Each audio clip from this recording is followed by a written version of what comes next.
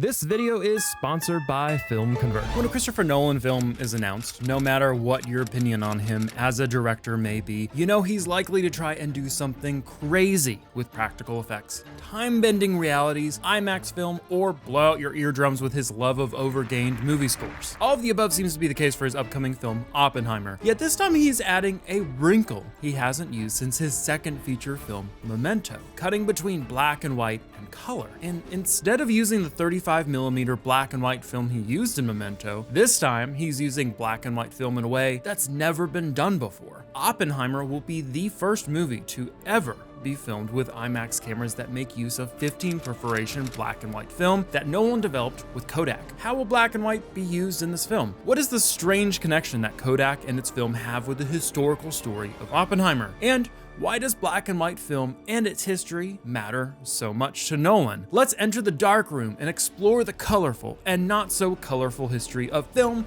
and try to answer the big question: why even bother with black and white IMAX film?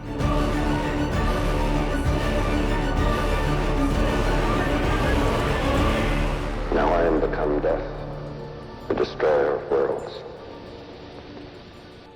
I'd always liked film noir and crime fiction as a way of extrapolating your own life, your own neurosis or whatever, and making it accessible and making it something that people could care about.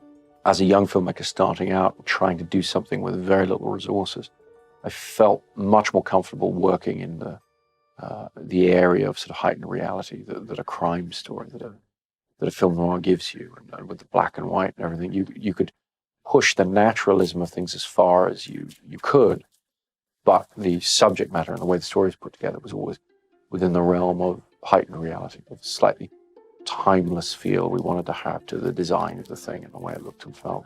While Christopher Nolan would look at black and white noir films as something that could achieve a feel and look of timelessness, the early film itself that was used to make black and white movies was anything but timeless. Cellulose nitrate film was the main film stock used for a majority of movies seen in the theaters until the 1950s. In order to photograph moving images, a film image strip needed to be composed of multiple layers. The film base, which is the supporting layer of a film strip, is mechanically strong, chemically stable, and transparent material which is not photographically sensitive and is able to be handled and processed. An emulsion layer which holds photographically sensitive silver halides, commonly suspended in gelatin. And finally, additional layers that may protect the silver salts from UV radiation, and an anti-halation layer which eliminates the glowing effect around brightly exposed areas which are caused by unwanted light reflections. Looking back at nitrate cellulose films, however, one big problem becomes apparent, which would be the unstable nature of that film base. Nitrate film is extremely hazardous,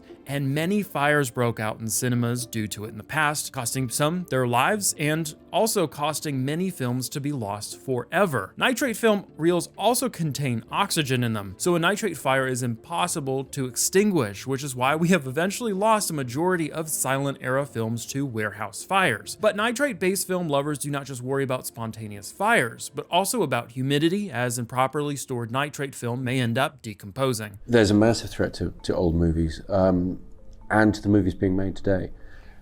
What happened in the history of cinema is a history of people not looking after movies. And there's great work being done by the Film Foundation that Martin Scorsese set up to restore films of the past, to try and find lost films. And when we look back at the way the Hollywood studios and the distributors, or the cavalier way they treated some of their films back then, you would think that those lessons had been learned. But the truth is today, particularly with the confusing proliferation of digital technology in the distribution mechanism, you would think that we'd learned the lessons of the past, but the truth is there isn't any stable digital archiving medium.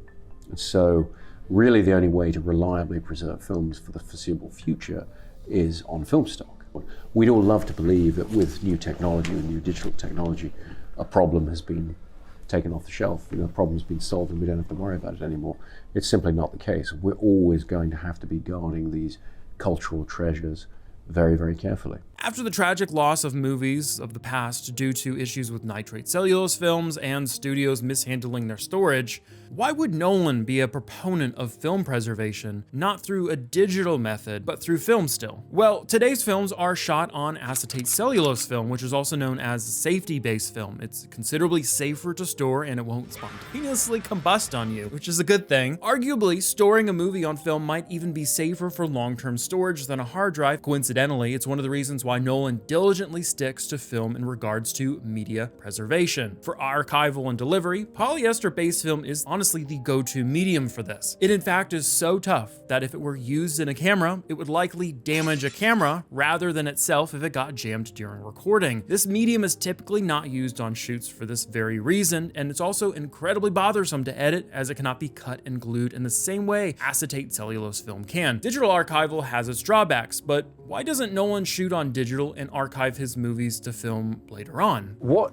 I find is the manipulations that the digital media allow you to do, they are seductive, but ultimately they're a little bit hollow. The analogy I would always use is, I remember this summer when Chips Ahoy or whoever, they came up with these chocolate chip cookies that were like they just came out of the oven and they were soft. I was like, oh, this is amazing, it's a soft cookie. And then after a couple of months, you're like, oh no, this is some horrible chemical crap that's giving this bad illusion that fools you at first. It's not exactly the most glowing review of digital out there. For Nolan, the use of film cameras for his projects will likely remain his preference for the future, unless the IMAX Corporation finally gets tired of repairing his busted cameras. But how does black and white come into the picture here? And how might Nolan's preferences for the removal of color affect Oppenheimer as a movie? As we saw before, Nolan's love of classic film noir genre inspired his use of black and white film and the powerful imagery and characterization it can create. Well, thanks to this modern technological innovation, black and white is no longer a case of necessity, but more a case of style. And it's something that Nolan has experimented with before in a previous film that we mentioned before, Memento, a production that told its story through non-chronological order, with a switch between color and colorless representing the two timelines of the film's storytelling. With Oppenheimer, Nolan decided to use this technique to represent a split in the story between the objective and subjective elements of Oppenheimer's life, which we will dive a little bit deeper into later on in this video as to what we think that will look like in this film. To bring his Noir-inspired IMAX-sized idea into reality for Oppenheimer, Nolan sought out the help of KODAK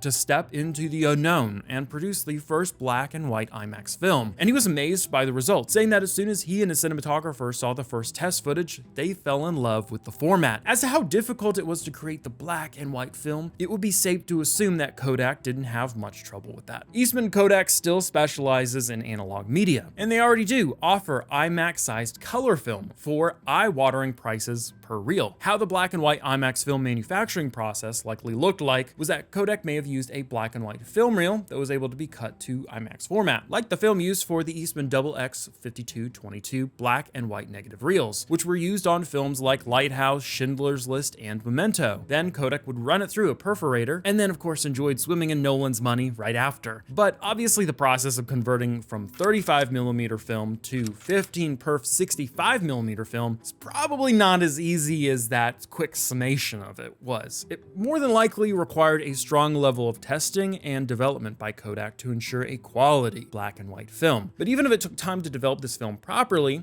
the good folks over at Kodak might have actually had a keen interest in this specific project, as it connects to a rather fascinating moment in Kodak's history, a moment where they discovered the secret testing of atomic bombs because of their film. Well, way back to the era of the movie Oppenheimer, Kodak realized that nuclear fallout was spreading further than publicly known when they noticed that their film stock was being ruined by radiation exposure. After they complained to the Atomic Energy Commission about the problem, they were giving a shocking level of info on these experiments. They were also given details on when and where the tests would take place so that they could protect their products. But in exchange, they would keep their silence about the impacts of the fallout. Although being spooky and slightly questionable, in the end, it's a very fascinating connection between Kodak, their film, and the role they're playing in the upcoming movie Oppenheimer. Speaking of Oppenheimer, you still might be wondering, why is Nolan going to all this trouble to custom order IMAX format black and white reels for Oppenheimer. If he could just have filmed everything in color and then converted it to black and white in post-production. Or, even use something like our sponsor, Film Convert's excellent film emulation software, NITRATE. They have 6 different black and white film stocks to choose from that are all built around authentic film stocks that they ran through ARRI film scanners to get just right. Film Convert has a complex, density-based grain algorithm. Grain is,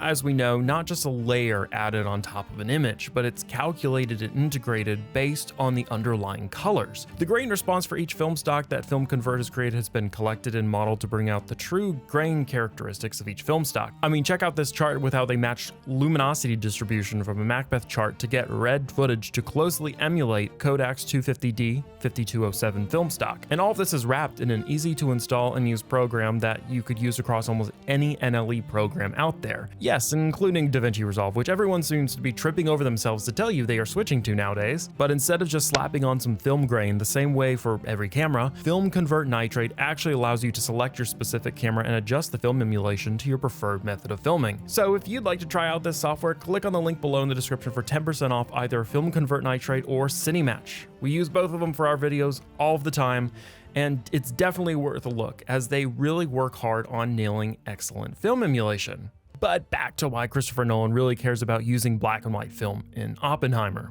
For one, it's worth considering that black and white film has a different composition when compared to color reels. Specifically, the emulsion layer in black and white film is only made up of silver halide particles which react to light, and later, when developed, the reacted silver metals on the film get left behind. Color emulsions, on the other hand, capture color by having the color clouds form around the silver halides. During development, the silver is washed away, leaving behind the clouds of color where the silver particles previously were. Color film is significantly different to black and white, and how the resulting image is processed was more than likely a considerable factor for Nolan to opt for custom black and white film. Specifically, from past interviews, it is quite apparent that Christopher Nolan painstakingly takes the time to make informed decisions regarding what gear and formats are being used in his film.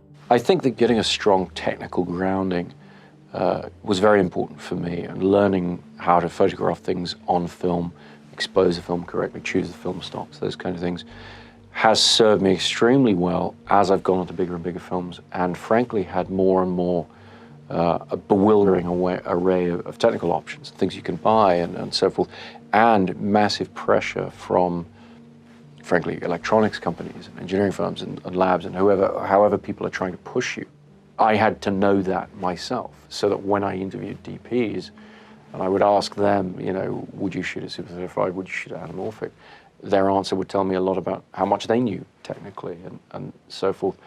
You really have to know this stuff yourself. Now that we have a good understanding of some of the history of black and white films and various reasons as to why Nolan would opt to use black and white IMAX film for technical reasons, let's talk about the other why element here. Why would he use this for the story of Oppenheimer? While we know from the mouth of Nolan himself that Oppenheimer will present objective observations and a subjective look on the world from Oppenheimer's perspective, we do not know exactly what the black and white sequences in Oppenheimer are going to look like, but we can make some educated guesses. Oppenheimer is a character study of a complex historical figure, and one that has been viewed through the eyes of society in a very specific way. It would make sense in the retelling of this tale, likely through the eyes of J. Robert Oppenheimer himself, that many of the forward public-facing scenes of the man would be in black and white. There are very famous videos of him in black and white, like this one explaining his thoughts upon witnessing the power of the weapon he helped to create.